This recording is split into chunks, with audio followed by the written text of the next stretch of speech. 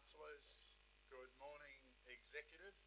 Good morning to those joining us in the digital gallery this morning.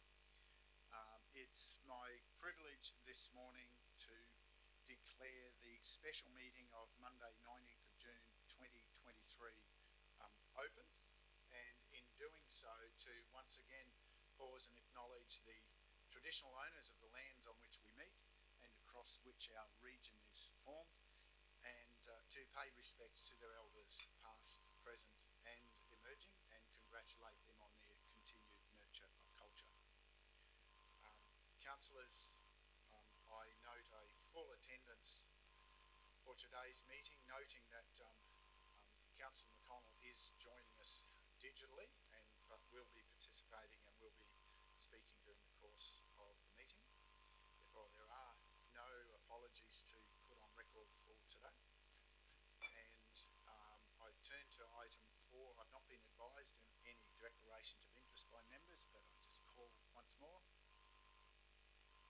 for no declarations. We come straight to then item 5, which is the consideration of the business of the meeting today. Before we proceed to item 5.1, councillors, I'd like to introduce a procedural motion that the matters shown in the agenda under confidential matters items 6.1 through 6.17 be brought forward from the confidential matters and added to the open agenda for today's meeting. I seek a seconder. Councillor West, thank you. I don't need to speak to that at this point in time. Is anyone wishing to speak against or speak additionally? If not, we put the motion. Those in favour? Councillor McConnell in favour. Thank you. That's carried unanimously. Thank you, councillors. Now we proceed then with item 5.1, and I hand to the GM Council Sustainability to introduce this matter. Thank you, Mr. Mayor. The report today provides an opportunity to recognise and formally close out the engagement work that was undertaken as part of the 2023-2024 budget process. As the report states, in total we had 53 submissions, both formal and informal, which included formal submissions via Council's Let's Talk Scenic platform, as well as questions taken from the floor. All these submissions have been provided in a group summary, and that's contained in the report and made available to the public. They've been grouped into themes that basically collate them into the best fit in those, and it also provides for how they were acknowledged and provided for in the current budget. I'm happy to take any particular questions in relating to each of those. Otherwise, I can. The table provides for the necessary information. I think it includes our council has had the ability to factor some of the submissions that were received as part of the consultation period, and obviously some of the submissions are still on the table for future considerations of budgets and further deliberations by council. Thank you, GM. Anyone wishing to seek any clarification at this point? Otherwise, I'll move forward. Ask you to introduce the recommendation.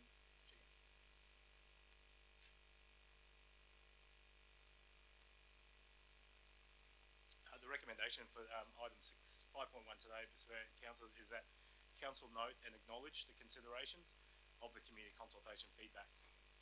Thank you. I seek a mover.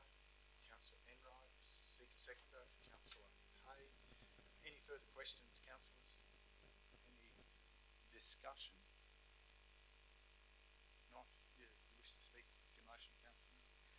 Thank you, Mayor. I would like to speak briefly to say thank you to the members of our community who did go to the trouble and provided some really valuable feedback in the budget consultation process. It's wonderful that people did go to that trouble. The information that was provided provided great context for us as council, and I thank the officers who enabled that to happen. It was really an invaluable process this year.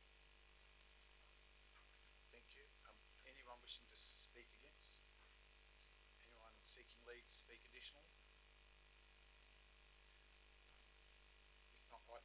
just take a moment to speak additionally, councillors, and I support the motion before us, and I concur with Councillor Enright's comments, and would add that yes, this is the first in an expanding process for that consultation.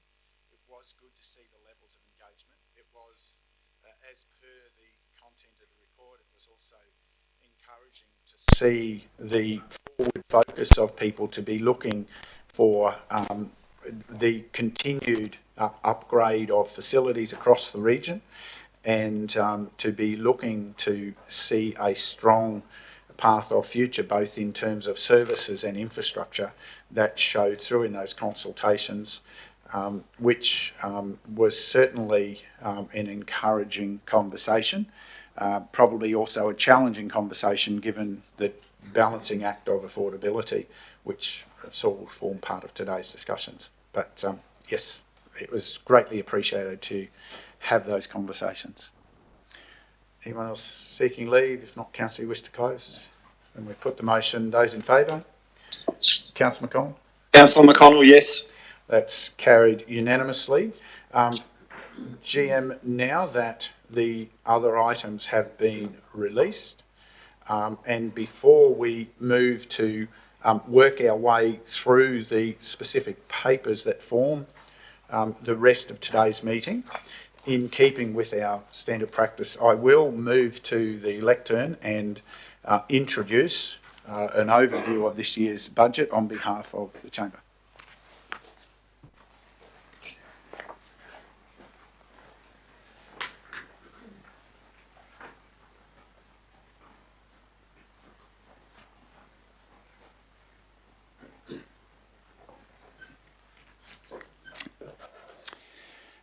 Good morning again, councillors, and to those joining us in the digital gallery, and certainly appreciation to the officers who've worked hard on the preparation of this year's budget. It is indeed my pleasure to introduce Scenic Rim Regional Council's landmark 2023-2024 budget, our region's first ever to be developed in consultation with members of our community.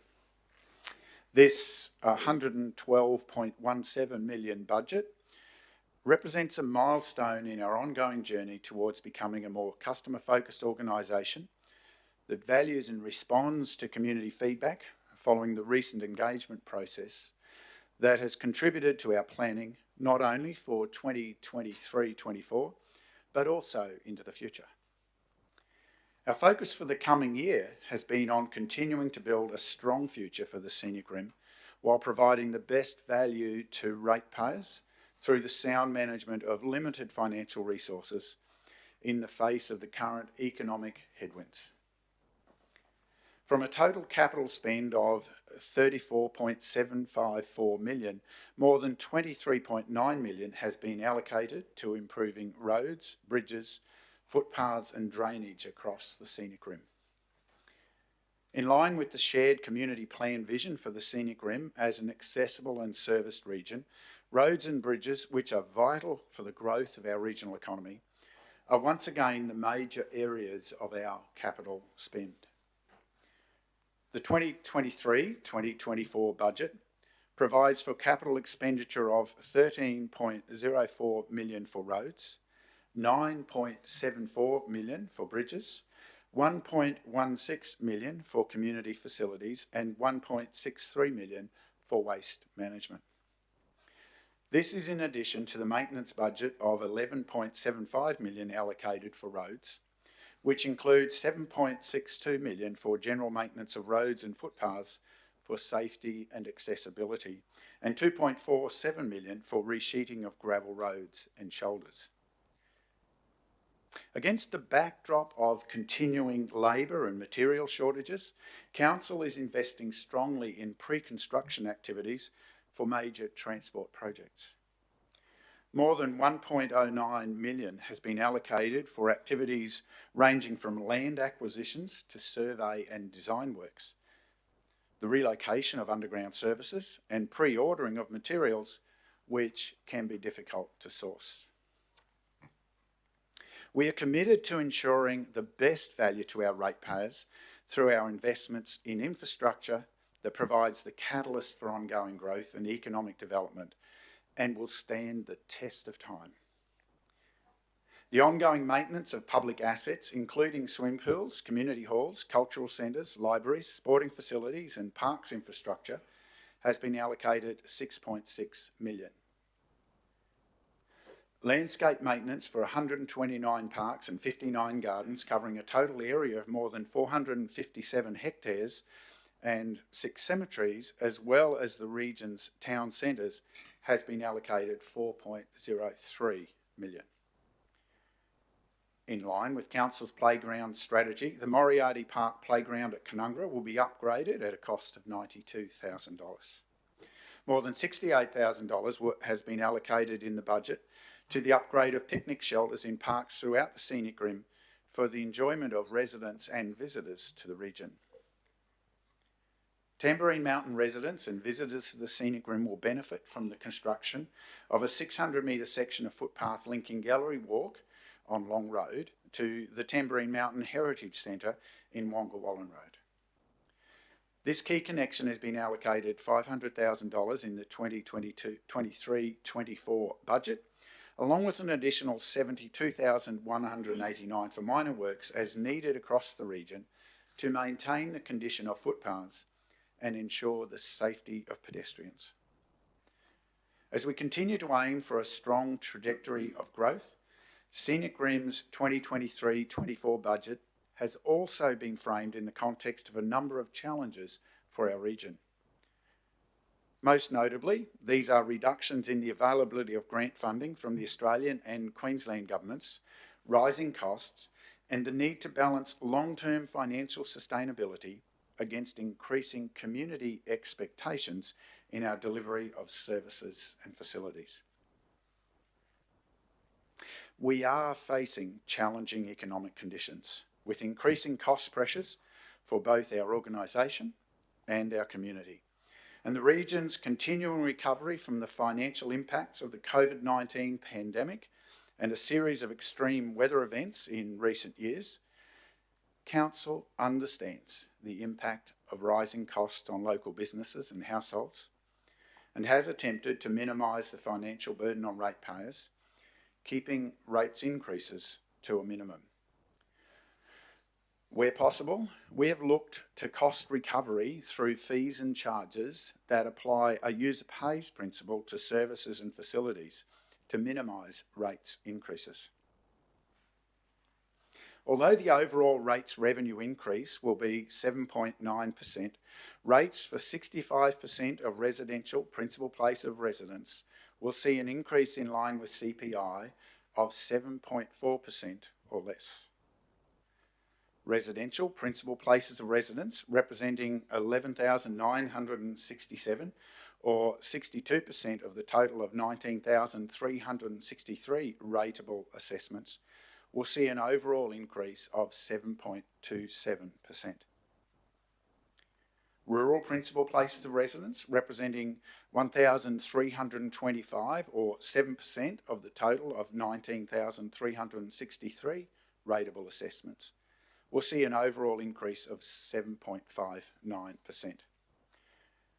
Rates for typical residential principal place of residence properties on the minimum general rate, with a valuation of less than $228,845, will increase by $81 in 2023-24 to $1,244. Combined with the $50 rise in the community infrastructure charge, the total increase will be $131 to $1,794, equating to a $2.52 a week increase. Rates for typical rural principal place of residence properties on the minimum general rate, and which have a valuation of less than $314,222, will increase by $91 in 2023-24 to $1,381. With the $50 rise in the community infrastructure charge, the total increase will be $141 to $1,931, equating to a $2.71 a week increase. Now more than ever, our challenge is balancing the rates burden against fiscal responsibility to ensure sustainability and good governance as we continue to work to provide the highest level of service delivery to meet community expectations and maintain vital public assets. The budget consultations have also told us that our community is keen for us to continue to provide the current range of services, and that there is also a demand for increased investment in the Scenic Rim's sporting and recreational facilities to meet the needs of our growing region. Of the more than 50 individual submissions received by Council during the budget community engagement process, 15 sought consideration for capital investment in new or upgraded sporting and recreational infrastructure. Council is working closely with the Youth and Community Centre Beaudesert and has allocated $30,000 in the 2023-24 budget to progress plans for a Police Citizens Youth Club, after confirming in February that a preferred site for this project had been identified in Beaudesert. We've not only listened to the feedback from the community, but also acted in response to ratepayers' priorities that were identified during the budget consultation process. The development of a sports and recreation plan and a sports infrastructure review, which will provide an audit of facilities and their use, will help Council to ensure facilities are maintained and meet community needs and expectations. As planning for the 2032 Olympic and Paralympic Games continues to gain momentum, Council will appoint a sport and recreation officer to maximise opportunities and ensure lasting benefits for the Scenic Rim from these once-in-a-generation events. This new role will assist Council and the community in identifying key priorities and helping to guide future planning that will maximise the economic, social and cultural benefits for Scenic Rim and provide lasting legacies that will transform our region. Calls for increased levels of service to address environmental issues have prompted the creation of 2 new positions in Council's workforce, a biosecurity officer and a senior biodiversity officer. The creation of a biosecurity officer position recognises the need to preserve and enhance the Scenic Rim's unique environment and natural resources and reduce the economic and environmental impacts of invasive weeds and pest animals. The biodiversity officer will lead the delivery of key services that have seen increased demand from community groups and tree change residents through programs such as Land for Wildlife, Million Trees and environmental grants. Applications for assistance through Council's Environmental Grants Program and its Habitat Protection Program have more than doubled in recent years, and the number of applications for plants provided through the 1 Million Trees program continues to grow annually.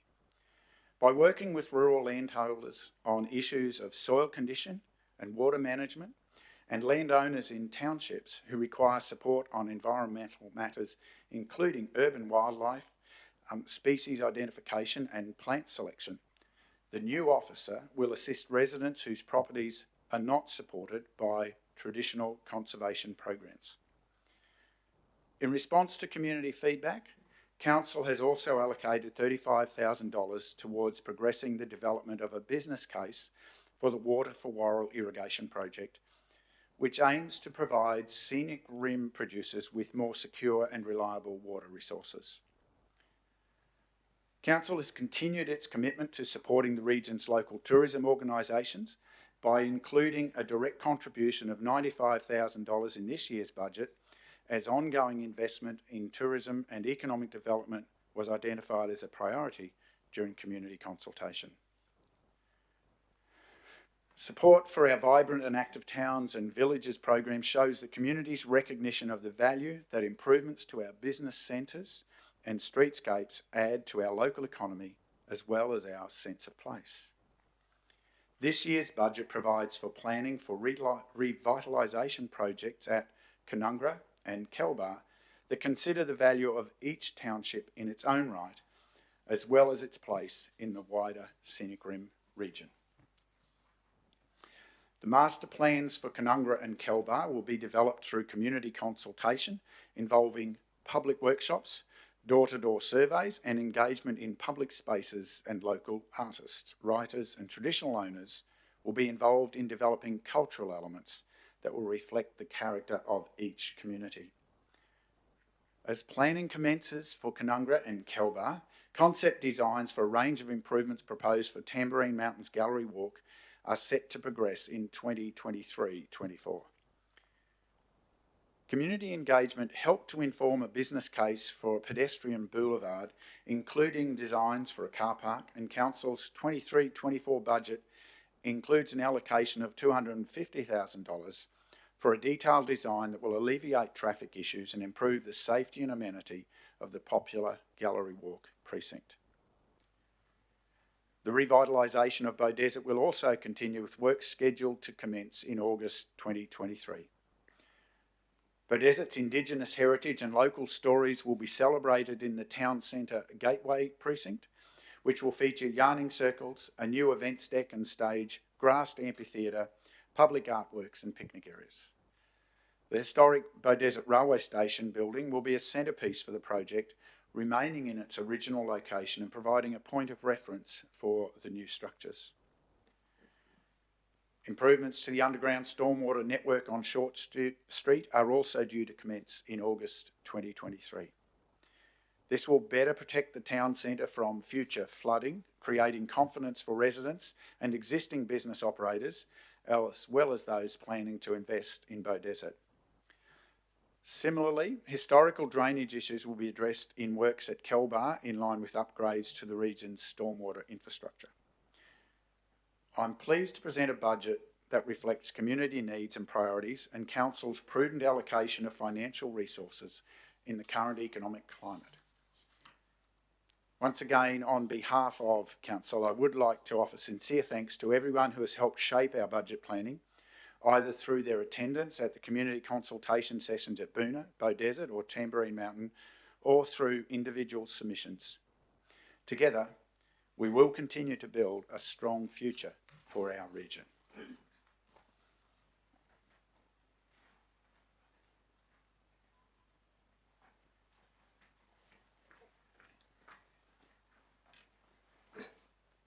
Thank you, councillors. Now, in keeping with our normal process, I'll now invite the individual councillors to share their thoughts towards the budget, and I'll invite Division 1 Councillor Amanda Hay. Thank you. Thank you, Mayor. The budget process. Thank you. The budget process is a lengthy process which occurs over several months, and it seems from my observations that we barely adopt one before we go into planning for the one for the following year. For me, I've only been involved, obviously, for the past 2 months and have been involved in many of the revisions that have been made in that time, many of which were a result of the community consultation which took place across the community. This budget has been prepared in a time of financial upheaval across Australia and during a period of ongoing recovery from natural disasters in our region, and that needs to be taken into account when considering the budget as a whole. I commend the capital spending on community facilities contained in the budget, and in particular the funding to work towards a Police Citizens Youth Club for Beaudesert, which should go some way to alleviating social issues involving youth in our community. In relation to the capital works for Division 1, Tamborine Mountain, for the coming 12 months, it was interesting to see that the two major items of expenditure were tourism related rather than residential or resident related. And I would like in future to see that there was less emphasis on tourism and more emphasis on ratepayers. I commend the community consultations which took place across the region to gauge expectations and areas of priority for specific divisions, their ratepayers and residents. I don't really have anything much else to say, being a relatively new councillor. However, I think I'll have a lot more to say next year. Thank you. Thank you. Thank you, Councillor Hay. Now, if all of our technology works, I'll invite Councillor Jeff McConnell to join us digitally and to provide his thoughts. Councillor McConnell, can you hear us? Thank you, Mr. Mayor. Yes, can you hear me? Yes, loud and clear. Cool. Thank you. I want to first thank the residents and ratepayers of Division 2 for their trust and the opportunity to represent them and the regional interests of all residents. When discussing what is the final budget in this term for the current elected councillors, I wanted to firstly acknowledge that during this term we have faced many challenges. It is widely acknowledged that COVID, the cost of living, interest rates, rent and mortgage increases have impacted every household. We as a council and as councillors acknowledge these strains on the household budget, and this has been forefront in our minds. As a council, we are required to demonstrate accountable and responsible fiscal decision making and appreciate the trust and faith bestowed upon us by residents of the Scenic Rim. When discussing budgets and rates, understanding the principles and processes that are involved is important. The Scenic Rim is unique given its vast rural area and the makeup of our council region. We have 3 large towns and many smaller villages and hamlets. To meet the varying diverse infrastructure needs of the area can be challenging, and we endeavour to provide appropriate services that match demand. This cannot always be achieved when considering responsible financial management. It is also not helpful to compare our budgets and decisions to that of our immediate neighbouring larger urban city councils, whose income, demographics and needs vary significantly to ours. To simplify council rates as much as we can, I wanted to outline some facts. Your rates equate to less than 5% of the average household taxes. There is a 10% GST on purchases that you make, which is credited directly to the federal government. Most residents have 30% or greater income tax, which again is credited directly to the federal government. And lastly, all the local governments across Australia, Scenic Rim Regional Council included, through the federal assistance grants, receives less than 1% of these hundreds of billions of tax money collected by the federal government. With your rates, as a council, we outlay millions of dollars to increase, maintain and replace the current infrastructure, roads, bridges, footpaths, public toilets and the like, that have a total replacement cost of approximately $1 billion. These infrastructure costs have been steadily increasing in line with those increases affecting your household budgets. If we attempt to cut costs in these areas, the long-term financial sustainability impact on the council would be devastating and place increased strain for future councils and generations.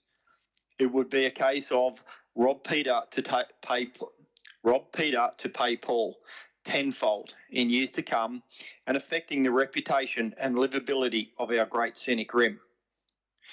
I ask our residents and ratepayers not to look at our neighbouring city councils' residential rates or their increases for this year, as they are heavily subsidised by their large commercial and industrial rate base that we simply do not have. This council has worked hard to advocate for the progression of the Bromelton industrial area, and we have recently completed the Beaudesert Industrial Precinct to assist with the creation of jobs, as well as building on our own commercial industrial rate base. The next couple of years are predicted to continue to challenge us financially. For us to successfully meet these challenges, as a region, we must strive to walk that fine line and balance the needs, wants, and demands placed upon us with the financial resources at our disposal. I am confident that we have the representatives on council that will meet these challenges and provide the leadership that will continue to make the Scenic Rim truly the greatest place to live, work and play. I thank the Mayor and my fellow councillors, the CEO and council officers for bringing forward a budget that meets our obligations and responsibilities while balancing the needs of our residents. Our long-term viability and success as a regional council is ensured through this process. Thank you. Thank you. Thank you. Just put him back on again for a second. No, I'm not touching anything. Thank you. I'm relying on someone to my right to manage. Thank you, Councillor McConnell. They were a bit quick with the mute button before I could thank you, and I'll now move to Division 3, Councillor Virginia West. Thank you, Mayor. Good morning to you all in the chambers this morning, and especially to those residents who are listening and watching at home. I just have a few comments that I would like to share with you regarding the 2023-2024 budget that we have before us this morning. All budget deliberations are challenging, and this year is certainly no exception, just different challenges. The continuing labour and material shortages, rising costs of material coupled with rising fuel and electricity costs. Council have been ever mindful of the impacts that these rising costs are having on our residents and have attempted to minimise the financial burden on ratepayers and still provide the levels of service that you all expect. This budget continues to be guided by the long-term community vision contained in the Community Plan 2011 to 2026, which underpins the corporate and operational plans. The Community Plan has been updated at regular intervals and is the collective voice of the community on which our strategic planning is based.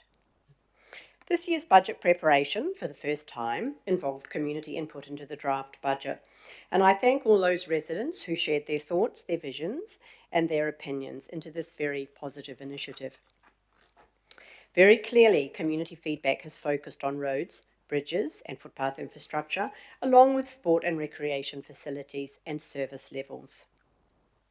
This budget has a strong focus on capital expenditure for roads, bridges, community facilities and waste management, coupled with a substantial contribution to road and footpath maintenance and the resheeting on gravel roads and shoulders. Sporting facility funding and increased service levels feature alongside the long-awaited commencement of the revitalisation projects for both Kalmar and Canungra.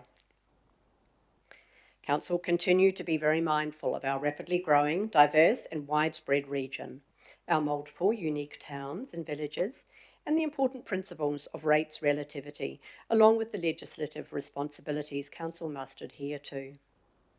We need to continue to work collaboratively, both community and council, to optimise the positive future that we do have before us. Just in closing, I'd like to acknowledge and thank the CEO and the executive team, the managers and their officers for the many hours and input spent on preparing this budget that we have before us today. Thank you very much.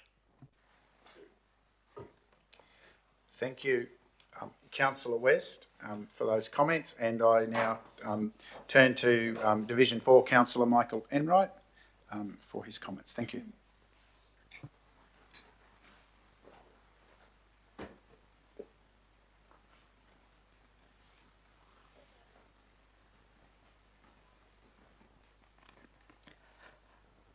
Good morning, Mayor, fellow councillors, CEO, General Managers, council officers and members of the public. I value this opportunity to speak to the budget. As a councillor, developing and supporting the budget is one of the most important duties I perform on behalf of the ratepayers, residents and businesses. This budget process has been my 8th and perhaps the most pleasing, with the revised process including the extensive consultation opportunities provided to our community. I would like to acknowledge the members of our community who provided their valuable feedback and in doing so provided a strong message to us as councillors. This feedback focused on providing greater investment in roads, bridges and footpaths, additional investment in sports and recreational facilities across the region, expansion of our vibrant and active towns and villages project, continuation of support for our local tourism industry, additional funding for environmental projects, and increased levels of service in our community facilities. Interestingly, the feedback is not dissimilar to Council's intentions outlined in the Corporate Plan and Capital Works Program. Most importantly, not one request asked for a reduction in the level of services provided. The challenge for us around this table is to balance the level of service and investment required against the level of funding needed to be raised, to provide an acceptable level of service to our community while maintaining a sustainable financial future. Quite simple, really. This is a responsible budget with no new borrowings, a carefully considered rate increase, a modest surplus, and a capital works budget of $34.7 million, with almost 2/3 focused on roads and bridges. However, coupled with the ongoing multi-year projects, the continuation of the flood recovery projects, and the challenges of rising construction costs, this will be another demanding year. We value the funding support received from the Queensland and Australian governments that through shared funding enable the delivery of major capital projects sooner. I'm hopeful that, subject to successful funding from the Australian Government's Bridges Renewal Program, the Hinchcliffe and Kangoon bridges will be replaced this year, which I'm sure local residents will be delighted with. What makes me especially proud of our council is the day-to-day delivery of services of our community by our dedicated and passionate staff. The Operational Plan 2023-2024 outlines a range of actions and activity that clearly demonstrate this amazing commitment to our community. Just some of the highlights include the continued delivery of biodiversity projects with agencies, community groups and private landholders, promoting the soon-to-be-released Beaudesert Enterprise Precinct with 30 new industrial lots that will facilitate further economic growth in our region. Engaging with the communities to define unique character, values, and sense of place in the region's towns and villages. Progressing toward zero avoidable waste to landfill with a feasibility assessment for diversion of food organics and garden organics from landfill. And delivering library programs and events that engage with both young people and adults through STEAM projects, science, technology, engineering, arts and mathematics. This year will see the development of a comprehensive service catalogue that will document a full list of services provided by Council and identify the cost of providing each service. This service catalogue will assist Council and the community in understanding the services being delivered. In closing, I would firstly like to again thank the members of our community who contributed to this budget process. Your feedback and involvement is greatly valued and appreciated. I would like to thank the Mayor for his leadership through this process and my fellow councillors for their participation and viewpoints. I would like to thank the CEO for his leadership and guidance, and also recognise the efforts of our 4 general managers for their expertise to provide information to help inform our decision making. Finally, I would like to thank the Finance, Accounting and Revenue team, led by the General Manager of Council Sustainability, for their dedication and commitment through this process. It has been a great team effort. Thank you. Thank you, Councillor Enright. Turn now to Councillor Marshall Chalk from Division 5.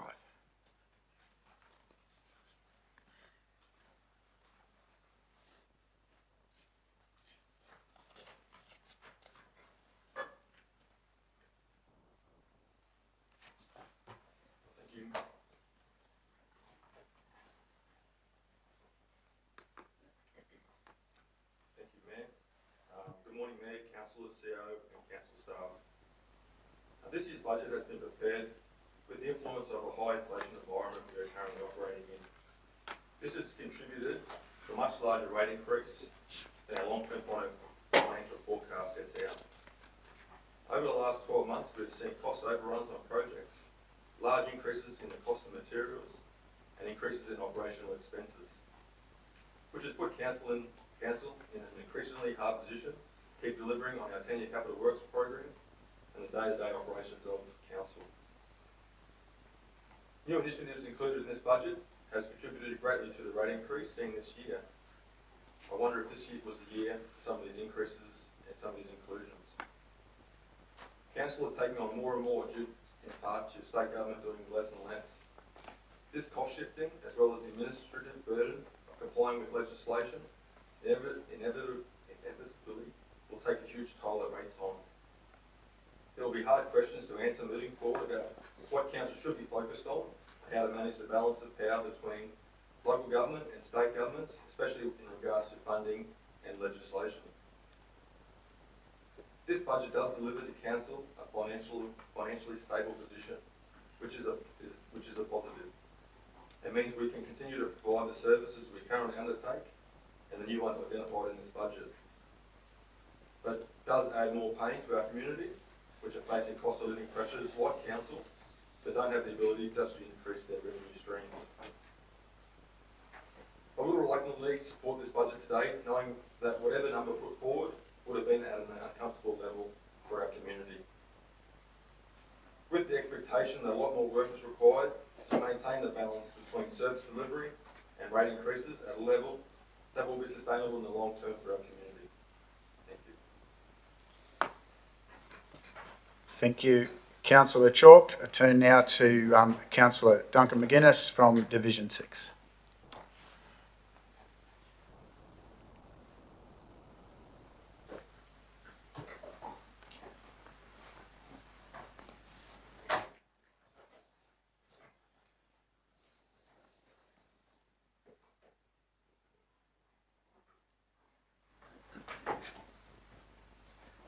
Thank you, Mayor, and welcome to everyone in the gallery, staff, CEO staff, and especially I'd like to pay tribute to Oliver and his team for the work that they've done towards help us present this budget today. We live in a very diverse and increasingly diverse community as expectations are increasingly without being critical of people, increasingly selfish.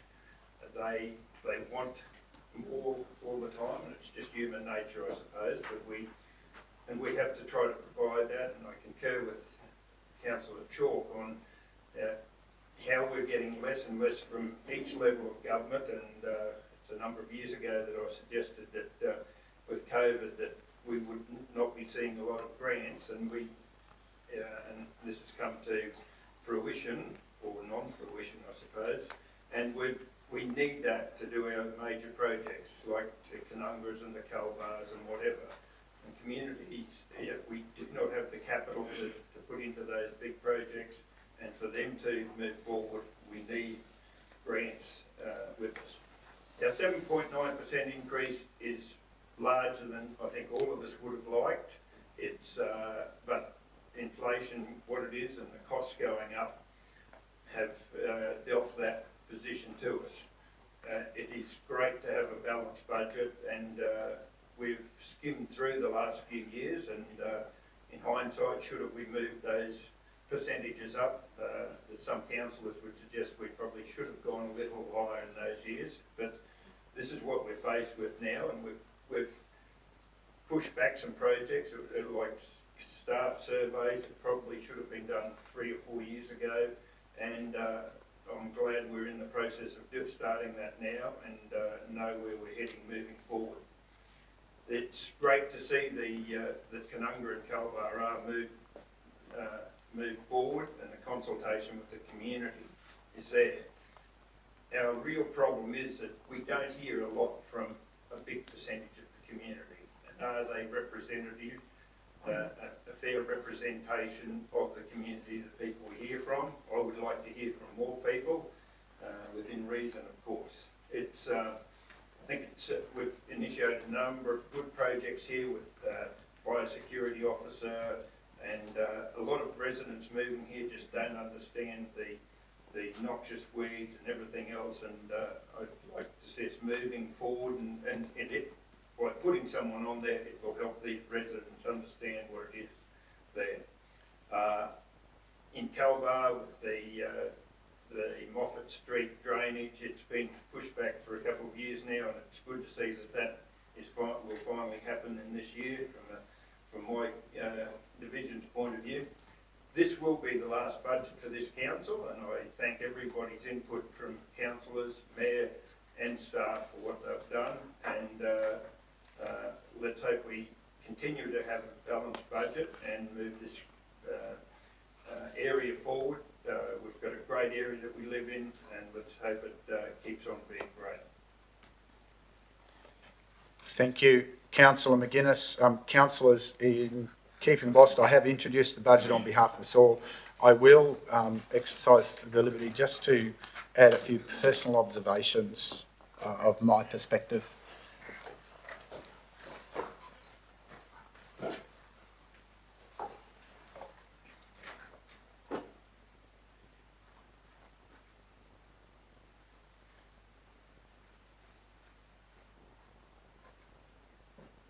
Councillors, thank you all for your comments and your contributions. From leading this process, the first thing I'd observe to the community is that every councillor, even those who've joined us late in the process, Councillor Hay, has contributed fully, thoughtfully, and quite vocally about the issues that we needed to balance and address in this budget, and that has added strength to the process. The officers, the CEO and all of his team, and the officers who worked through the number crunching behind the ideas have played an excellent role. Whilst we've probably challenged them a little bit sometimes with our thinking about those issues, they've applied robust process, and I commend our council team for those efforts.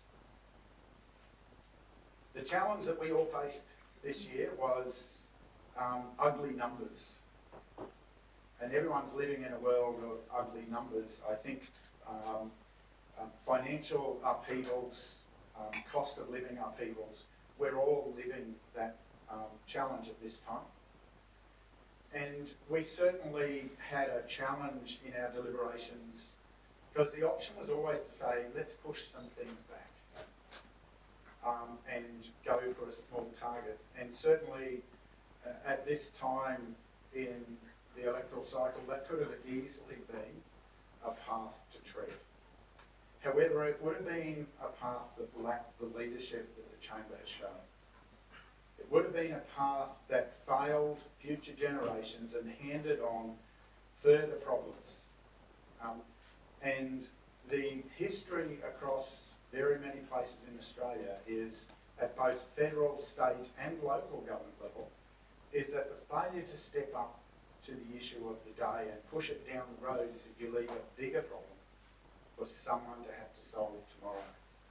And we already have some of those challenges that we're having to deal with, of issues that time and the breakdown of infrastructure are handing to us. So we face that, and I'm glad that whilst we have been circumspect in our deliberations and in what we've included, we have nonetheless tried to step up to avoid the risk of compounding shortfalls. Councillors, you know, and the community probably doesn't have as much visibility, there's a process called the regional planning, the South East Queensland Regional Plan that's currently underway as an update from the prior plan that talks about both the growth expectations on our region, but also allows us to put forward the case very strongly for the infrastructure support that we need from the state to enable that growth. In prior iterations of the regional plan, that infrastructure support from the state has not been properly forthcoming to support the growth that we are currently dealing with today. And I can assure you and assure the community that this conversation is far more vigorous and is nonetheless one that is myself and officers who go into those meetings are quite committed and unrelenting in expecting the state to step up properly to the delivery that supports our community, because as was alluded to by Councillor McConnell, indeed our community has difficulty to provide the level of resourcing to do that on our own. We need our state government to show us that respect as we move forward, and we'll continue to carry that fight with every opportunity we have across that conversation respectfully and within process, but nonetheless to ensure that that support for our growth respects the needs of our community and doesn't foist upon our community the burden of social disruption that comes with growth if you do not manage it well. I was delighted that finally we've been able to do that first community consultation in a proper process for our budgets. Something I've long desired, and some will recall in the prior term, we tried a version of that with some updates to the communities through a round of consultations to advise about the structure of what was happening with the cost base and the needs of council as a start of that conversation. And disappointingly, that didn't gain the ongoing support. I'm confident this process will be going forward not just by legislation, but also by desire of this chamber. Getting the right things in a budget is never easy, but what I am pleased about when you look at the investment in our road and bridge and to a lesser extent our footpath network, but particularly our road and bridge network, and other investments such as investment for Water for Worrell, improving the parking, finding parking solutions in the Gallery Walk precinct. These are all about supporting our local communities, our local business and economic drivers, whether they be tourism drivers, commercial drivers or our agricultural drivers. Our road network is an essential component of delivering that economic performance and the confidence of that. It's great to see a couple more bridges being upgraded. It's great to have that key investment in our road network along with the ongoing flood recovery. But I am particularly pleased, whilst it might be a small item in this budget, I am delighted to see that we are putting back a biosecurity officer, and I expect that we might find we need more in the future. I've witnessed firsthand the impact of invasive species degrading the performance of some of our precious agricultural assets. I've witnessed how it not only makes them unserviceable for the ongoing production of beef, but it also creates a weed base and a seed base that allows then other species to invade. It threatens our biodiversity. It threatens the cornerstone of our economy, which is always our agriculture and horticultural capability. Councillors, thank you for all your inputs. Thank you for your courage in the conversations and your courage to step up to the budget before us. And I certainly commend today's budget. Thank you.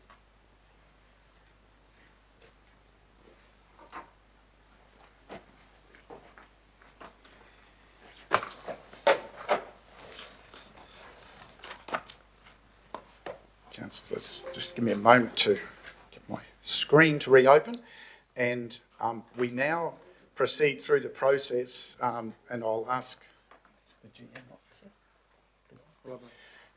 The operational plan, sorry. So we'll work through the sequence.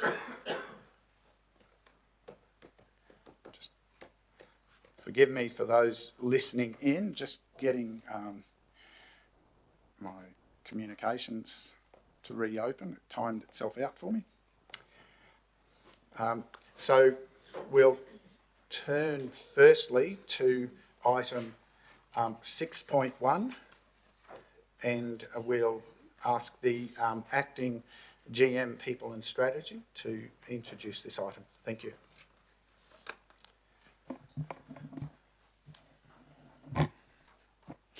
Thank you, Mr. Mayor.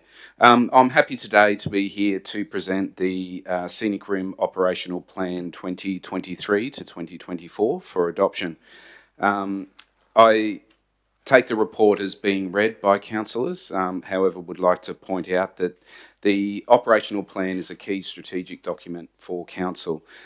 It outlines how council intends to meet its obligations or its commitments under the corporate plan, and provides key milestones and performance indicators that council commits to meeting through the next financial year. The operational plan is directly linked to the budget as it's been presented today, and provides that guidance to the organisation on the direction that we're heading. As I said, I take the report as being read and open it up to any questions that may be there. Thank you. Acting GM, councillors, any brief questions? If not, I'll ask you to introduce firstly the recommendation.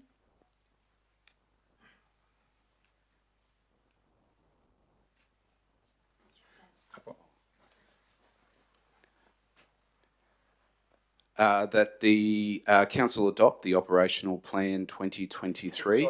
Sorry, you read the whole recommendation, please.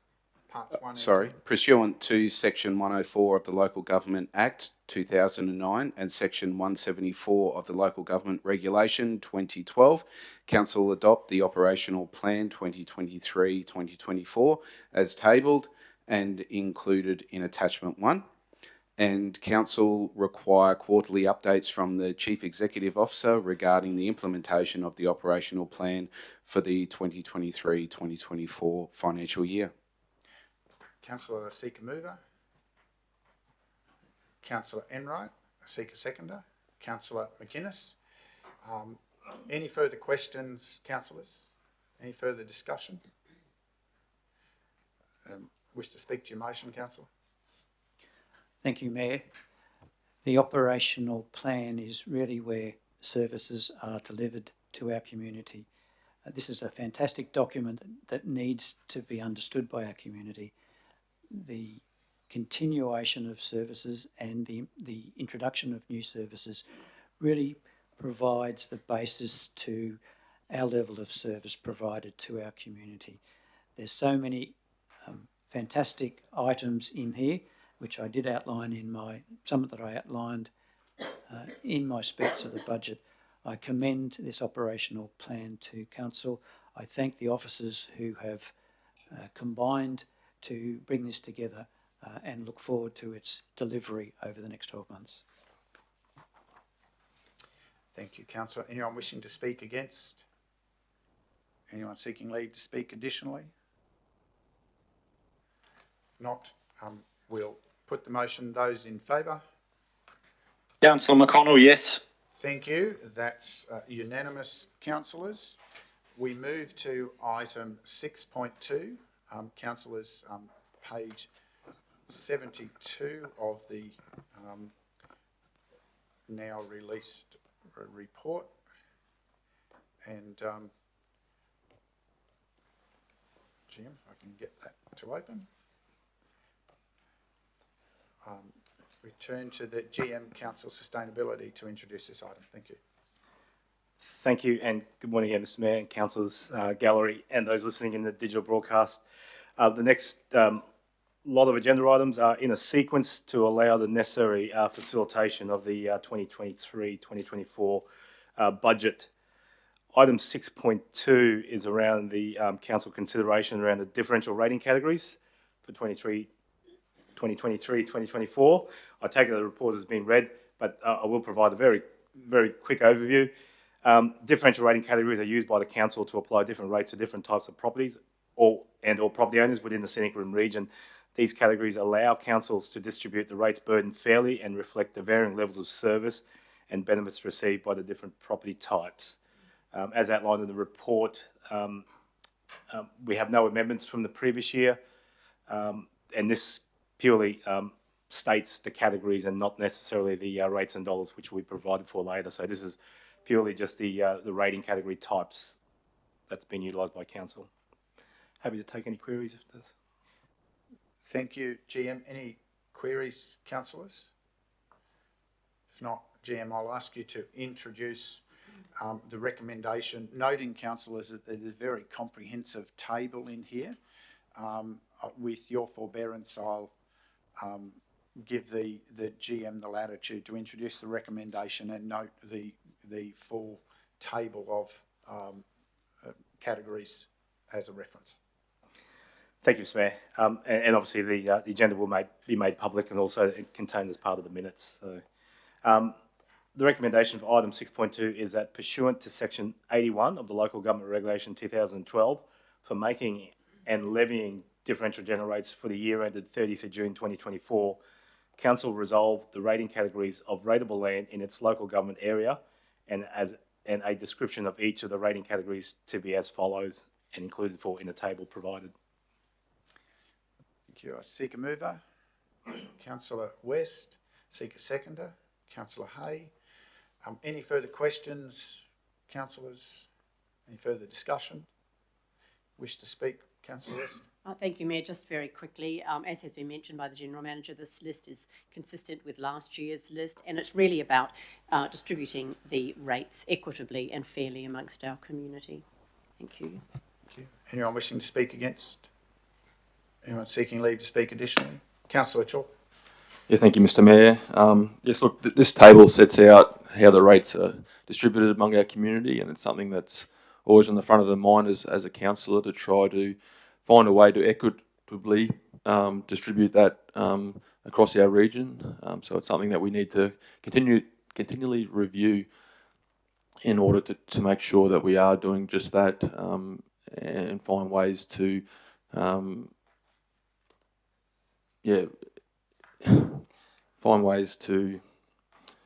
distribute the burden of rates across our whole community fairly. So thank you. Thank you, Councillor. Anyone else seeking leave to speak additionally? Not we wish to close, Councillor. We put the motion. Those in favour? Councillor McConnell, yes. That's unanimous, councillors. Thank you. We now move forward to item 6.3 of today's agenda. Now that it's open, and that's on page 83 of the papers. And again, GM. Thank you, Mr. Mayor. 6.3, this follows on from the previous item. This is a delegation required to be provided to the Chief Executive Officer to allow the identification of rateable parcels of land within the Scenic Rim and apply those into their particular categories that we just aforementioned. I take that the report's been read. It's simply a delegation provided to the CEO. Thank you, GM. Any particular questions, councillors? If not, introduce the recommendation, please. The recommendation, Mr. Mayor, is that 1, pursuant to section 257 of the Local Government Act 2009, Council delegate to the Chief Executive Officer its powers under section 81 of the Local Government Regulation 2012 to identify the differential rating category into which each parcel of rateable land in the Council's local government area is included by using relevant information from the Council's land record and any other information which identifies the use of the rateable land. And 2, in accordance with section 257(1)(b) of the Local Government Act 2009, Council delegate to the Chief Executive Officer the power under section 81(4) of the Local Government Regulation 2012 to undertake an inspection and determination of primary use subsequent to an inspection, should there be any doubt about the primary use of the property. I seek a mover, councillor Hay. Seconder, councillor McGuinness. Thank you. Any further questions, councillors? Any further discussion? Councillor Hay, you wish to speak? No, thank you. Thank you. Anyone else wishing to speak against? Seeking leave to speak additionally? If not, we'll put the motion. Those in favour? Councillor McConnell, yes. That's carried unanimously. Thank you, councillors. We move to item 6.4 on page 86 of the papers, and again, GM. Thank you, Mr. Mayor. 6.4 seeks about the consideration for setting the differential general rates for the categories identified previously. Differential general rates refer to the different rates applied to different properties or property owners within the Scenic Rim region. These rates are determined by council and may be based on factors such as property type, land use, location, or other relevant considerations. It should be noted that council has the authority to set its own rates and differentials within the guidelines provided for in the Local Government Act 2009 and other relevant legislation. Thank you. Any questions, councillors? If not, ask you to introduce the recommendation. Again, noting there is a very extensive table here, councillors, with your forbearance, noting that this will be published and fully available, that I'll let the GM off from reading every line item, but introduce that and deal with the recommendation around it. Thank you, Mr. Mayor. The recommendation is that, 1, pursuant with section 94(2) of the Local Government Act 2009 and section 77 and 116 of the Local Government Regulation 2012, and having to resolve to decide differential rating categories, each a rating category for rateable land in the council's local government area under section 81 of the Local Government Regulation 2012, council resolved that general rates as differential general rates as a rate in a dollar for each rating category, and to set the minimum rates and the limitations on increase of rates from that levied in the previous financial year, cap on increase, are as followed and contained in the relevant table. And 2, council resolved to levy rates by a single rate in a dollar for each category, with a set minimum for each such rating category. I seek a mover. Councillor Enright, thank you. I seek a seconder. Councillor West. Any further questions, councillors? Councillor Hay.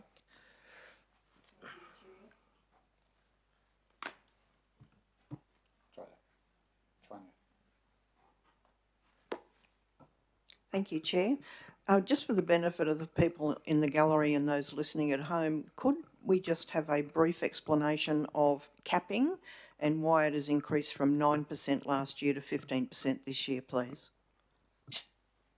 Thank you, Councillor Hay. The reason for capping is, as provided for in the report, it sets about the maximum increase that a property can increase this year based on previous years. Now, the reasons why such increase could be applied is obviously we had a revaluation undertaken as part of the in the 2022 year, and applicable from 30th June this year. We saw on average valuation increase of around 28% across the region, resulting in a total valuation of around 6.8 billion across the region. The 15% was identified this year as a way of trying to get a level paring back to those previous properties that had the capping, and it's certainly to try and each year, as we've seen as part of the rates modelling, we've seen a burgeoning differentiate because of the increases in valuations. We've seen a hindrance in those properties, not necessarily going up to the relevant tasks. So the notion to increasing them allows those to catch up to what the other properties were at a reasonable set increase as determined by council. Again, these are, as Councillor Chalk pointed out, I guess reviewed annually to see where and how they could be better set and better efficient. But for this particular financial year, it was deemed that a 15% across the board would be the most equitable. Thank you, Thank you. GM. Thank you. Thank you, Councillor. Thank you. Councillor McInnes? Yes, Mayor, just for clarification on what the GM said there, some people listening might have been thinking that council did the valuation. It's not, and he might explain that just for everybody's help back out in the community. Thank you, Councillor. Yes, I can clarify. Now, council has no part or to play other than seeking determination to the Valuer General of Queensland to undertake such relevant valuation, but it's solely an independent process undertaken by the Valuer General and their office, and they do provide the metrics around the way property valuation fluctuations are based on market trends and everything else. The valuations are then utilised by council in trying to determine an appropriate mechanism of setting equitable rates and charges for all rateable properties. Thank you for that response. Any further clarifications? If not, Councillor, you wish to speak to your motion? Anyone seeking leave or wishing to speak against the motion? Seeking leave to speak additionally to the motion? I will just speak briefly. I think the reality is that, yes, valuations have a lot of factors that are outside of our control and come to us accordingly. Certainly, there's been some, again this year, like a number of the recent years, there's been a difference in the extent of that impact, and there are places that have seen more than 70% increases in parts of the region, and there are places that have seen over the last 2 years more than 90% increases. And whilst capping does help to balance those impacts for people with that individual increase of outcome, it also has this interplay with revenue. I think it's important for people to recognise that as we see, councillors, and you see in this table, just because the valuation goes up as the total valuation, you will see that the rate in the dollar has varied down, so we're only collecting the revenue that we need rather than just tracking up with those rises. And certainly some of those areas that had moved earlier in the process will see a different outcome this year because they haven't seen the same level of growth in their valuation as some of the other areas. That is one of the vagaries of somewhat the blunt object that is the legislated approach to the levying of rates that we have in Queensland. But it is still an object that is far better than some of our states to the south of us, from conversations with councils there that have some very tight impositions on them from the state structure that limit their capacity to service the needs of their communities. Mr. Close? No. Okay, then we put the motion. Those in favour? Councillor McConnell, yes. That's carried unanimously. Thank you, councillors. We move to item 6.5, separate rates and charges on page 94. Thank you, Mr. Mayor. I'll take the report as being read. Effectively, separate rates and charges are additional fees or levies applied by council to fund specific services, infrastructure or regulatory functions. These rates and charges are separate from the general rates and can be applied to certain properties or activities within the council's region. For the 2023-2024 budget, council has once again prioritised funding towards funding all or part of the costs associated with roads and bridge infrastructure maintenance throughout the region by applying the community infrastructure charge of $550 on all rateable properties. The revenue from this, as indicated, will fund all, if not part of the costs associated with maintaining council's vital road bridge infrastructure throughout the region. Thank you, Jim. Any questions, councillors? Not introduce the recommendation. Thank you, Mr. Mayor. The recommendation for item 6.5 is that pursuant to section 94 of the Local Government Act 2009 and section 103 of the Local Government Regulation 2012, council resolved to apply a separate charge, community infrastructure charge, for the 2023-2024 financial year, as set out in Council's revenue statement and as contained in the annual budget 2023-2024 document. Seeker mover. Councillor West. Seeker seconder. Councillor Chalk. Thank you. Any further questions, councillors? Any further discussion? Wish to speak, Councillor West? No, thank you, Mayor. Anyone else wishing to speak against? Seeking leave to speak additionally? We'll put the motion. Those in favour? Councillor McConnell, yes. That's unanimous. Thank you, councillors.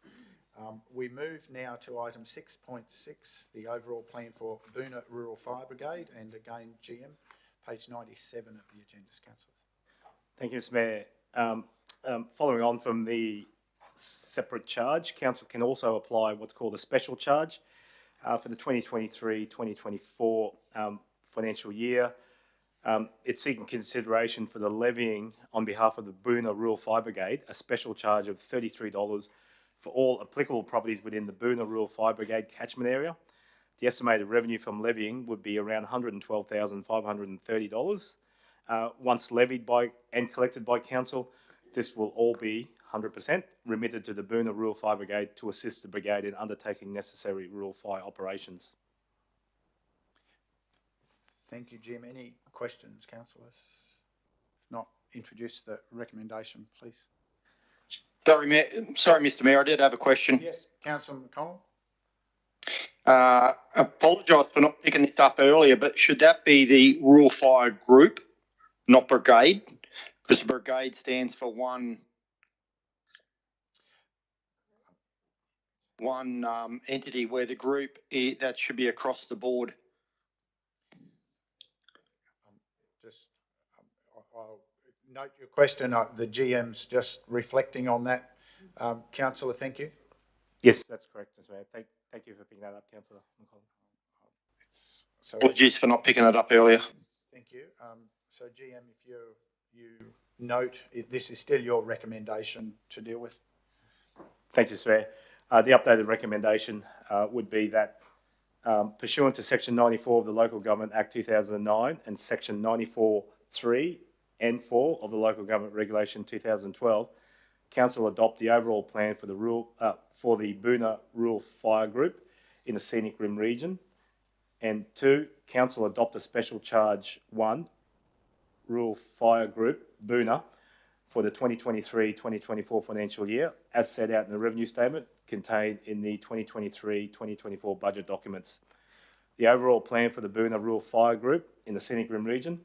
The description of the service facility activity is that the activity which Council is to carry out is a contribution of funds to the Rural Fire Group, which provides fire prevention and firefighting services within its service area under the Fire and Emergency Services Act 1990, located within the Scenic Rim Region Council area. Rateable land to which the special charge applies. The rateable land to which the special charge applies is identified in Attachment 1, that the land being which will receive a special benefit from the provision of the activity because the activity funds the provision of a rural fire service to the land and for which a rural fire service would not otherwise be available. Special charge for the 2023-2024. The special charge for the 2023-2024 for the rateable land contained within the Boona Rural Fire Group benefited area is $33. Estimated cost of carrying out the overall plan. The estimated cost of carrying out the overall plan is $97,003.53, with a contribution of $112,530 to be raised through the special charge. Estimated time for carrying out the overall plan.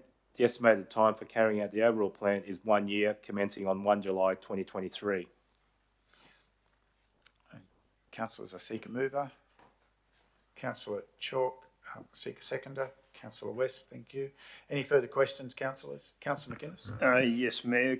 Could I ask the GM, in your introduction to this resolution, you suggested that all the money raised in the Boona area gets spent in the Boona area. Is that right? Just for clarification. So. Yeah, that's correct. That's correct, Councillor McGuinness. The 100% of the funds generated, and that's why it's a special charge. It's levied on by council, and it's then provided to the groups as long as they meet the necessary criteria in furnishing their audited financial statements. Everything else that's a requirement by council. Thank you for that clarification. So any other questions, councillors? Wish to speak to the motion, councillor? No, thank you, Mayor. Anyone else wishing to speak against? Seeking leave to speak additionally? If not, we put the motion. Those in favour? Councillor McConnell, yes. That's carried unanimously. Thank you, councillors. We move to item 6.7, noting the clarity of language, the overall plan for Beaudesert Rural Fire Group, page 104 in the reports, councillors. GM. Thank you, Mr. Mayor and councillors. As previously provided for as part of the Boona Rural Fire Group, similarly for the Beaudesert Rural Fire Group, a special charge has been sought to levy on their behalf for all applicable properties within the Beaudesert Rural Fire Group catchment area. An applicable charge of special charge of $33 has been provided for consideration. The total revenue of $128,700 would be realised upon levying and collection of this by council, and as indicated, would be remitted to the Beaudesert Rural Fire Group to assist the group in undertaking necessary rural fire operations. Thank you. Any questions, councillors? If not, GM, draw a breath and introduce the full recommendation. Thank you. Thank you, Mr. Mayor. The recommendation for item 6.7 today is that one, pursuant to sections 94 of the Local Government Act 2009 and sections 94(3) and 4 of the Local Government Regulation 2012, Council adopt the following overall plan for the Beaudesert Rural Fire Group in the Scenic Rim region. And 2, Council adopt a special charge to Rural Fire Group Beaudesert for the 2023-2024 financial year as set out in the revenue statement contained in the budget document. Overall plan for the Beaudesert Rural Fire Group in the Scenic Rim region. Description of service, facility or activity. The activity which Council is to carry out is a contribution of funds to the Rural Fire Group, which provides fire prevention and firefighting services within its service area under the Fire and Emergency Services Act 1990, located within the Scenic Rim Regional Council area. Rateable land to which a special charge applies. The rateable land to which a special charge applies is identified in Attachment 1, being land which will receive a special benefit from the provision of the activity because the activity funds provision of a rural fire service to the land and for which a rural fire service would not otherwise be available. Special charge for 2023-2024. The special charge for the 2023-2024 for rateable land contained within the Beaudesert Rural Fire Group benefited area is $33. Estimated cost of carrying out the overall plan. The estimated cost of carrying out the overall plan is $134,027.41, with a contribution of $128,700 to be raised through the special charge. Estimated time for carrying out the overall plan. The estimated time for carrying out the overall plan is 1 year, commencing on 1 July 2023. Thank you. I seek a mover. Councillor West, seconder. Councillor Enright. Further questions, councillors? If not, you wish to speak, councillors? Thank you, Mayor. Just really to mention, as with both of the Beaudesert and the Boona Rural Fire Groups, these are local residents who are volunteering with our Rural Fire Brigades, so it's very important that we support them in the activities that they do. Thank you. Anyone wishing to speak against? Seeking leave to speak additionally? If not, we put the motion. Those in favour? Councillor McConnell, yes. It's carried unanimously. Thank you, councillors. We move to item 6.8, page 112 of the papers, and GM. Return to you again. Thank you, Mr. Mayor. 6.8 provides for the consideration of setting the waste disposal and waste collection utility charge for 2023-2024. The report I take it as read, provides for the details as to the dynamics of the services, including details around cycles, changes, cancellations and exemptions. It's important to note that charges haven't been determined under the necessary legislative conditions of ensuring cost recovery requirements for the services. Happy to open for any queries. Thank you. Councillors, any questions? If not, we'll introduce the recommendation, please. The recommendation for item 6.8, waste utility charges 2023-2024, is that 1, pursuant to sections 94 of the Local Government Act 2009 and sections 99 of the Local Government Regulation 2012, Council adopt to make and levy waste management utility charges for the supply of waste management services for the 2023-2024 financial year, as per rates contained in this report and provided for in attachment 1. And 2, in accordance with local law number 5, Waste Management 2018, Council resolved to designate all premises within the Scenic Rim Regional Council boundaries as areas in which Council may conduct general waste collection. Services shall be provided to all premises within the Council area where waste services are or can be made available. Thank you, GM. I seek a mover. Councillor Enright, seconder. Councillor McGuinness, thank you. Any further questions, councillors? Any additional discussion? Wish to speak to the motion, councillor? Anyone seeking leave to speak against the motion? Seeking leave to speak additionally? If not, we put the motion. Those in favour? Councillor McConnell, yes. Thank you. That's unanimous. Thank you, councillors. We move to item 6.9 on page 119. And back to you again, GM. Thank you, Mr. Mayor and councillors. The following items will now be the annual reviews of relevant budget policies. But 6.9 provides for the rates discount policy. The annual review of the rates discount policy, this policy in essence provides for the necessary details to assist officers in determining ratepayers' eligibility and having the prompt payment discount applied. It's fairly straightforward. I take it as being read, but certainly seek any questions, councillors? If not, introduce the recommendation, please, GM. Thank you, Mr. Mayor. The recommendation is that pursuant to section 130 of the Local Government Regulation 2012, Council adopt the 2023-2024 rates discount policy FI 02.01 CP as provided in attachment 1, which will replace the version adopted on 11 July 2022.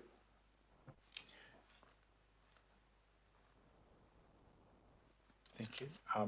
Councillors, I seek a mover. Councillor Hay. Second, Councillor Chalk. Thank you. Any further questions, councillors? Any further discussion?